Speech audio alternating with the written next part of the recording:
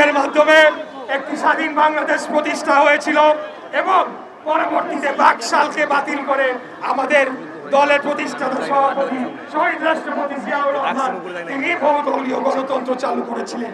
আমরা গণতান্ত্রিক যে কোনো কর্মসূচিকে সাধুবাদ জানাই। আমাদের নবাগত কিছু তরুণ তারা একটি রাজনৈতিক দল গঠন করেছে, আমরা সেটাকে সাদরে গ্রহণ করেছি। তাদের অনেকে আমাদের সাথে সংসদেও রয়েছে, সৌহার্দ্যপূর্ণ একটি সম্পর্ক রয়েছে। কিন্তু আমি ব্যক্তিগতভাবে মনে করি তাদের ভেতর দুই চারটা বেয়াদব রয়েছে যারা বাংলাদেশে এই যে গণতান্ত্রিক পরিবেশ সেটিকে বিনষ্ট করে প্রকৃতপক্ষে পলাতক ফ্যাসিবাদ খুনি হাসিনার স্বার্থকেই হাসিল করার চেষ্টা করছে।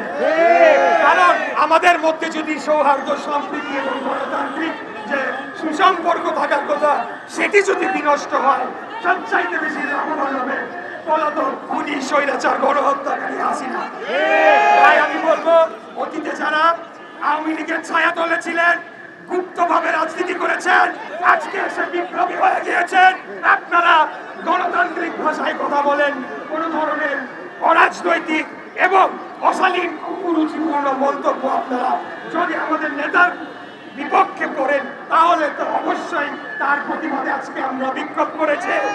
যদি এটা চলমান থাকে আমরা আরো কঠোর কর্মসূচি দিব, প্রয়োজনে আমরা কঠোর থেকে কঠোরতম কর্মসূচি এই বেয়াদবদের পিঠের চামড়া তুলে নেব ইনশাআল্লাহ। ইয়ার বক্তব্য দীর্ঘায়িত করবো না, সবাইকে শেষ কথা মনে করিয়ে দিতে চাই। আমাদের প্রধানমন্ত্রী, মাননীয় প্রধানমন্ত্রী একটি কথা আমাদেরকে বলেছিলেন, রাজনীতি ভুলে গেলে চলবে না, সরকারে আছি আজকে কালকে নাই, কিন্তু রাজপথের রাজনীতি, জনগণের রাজনীতি, গণতান্ত্রিক রাজনীতি এদিকে আমাদের ভুলে গেলে চলবে না।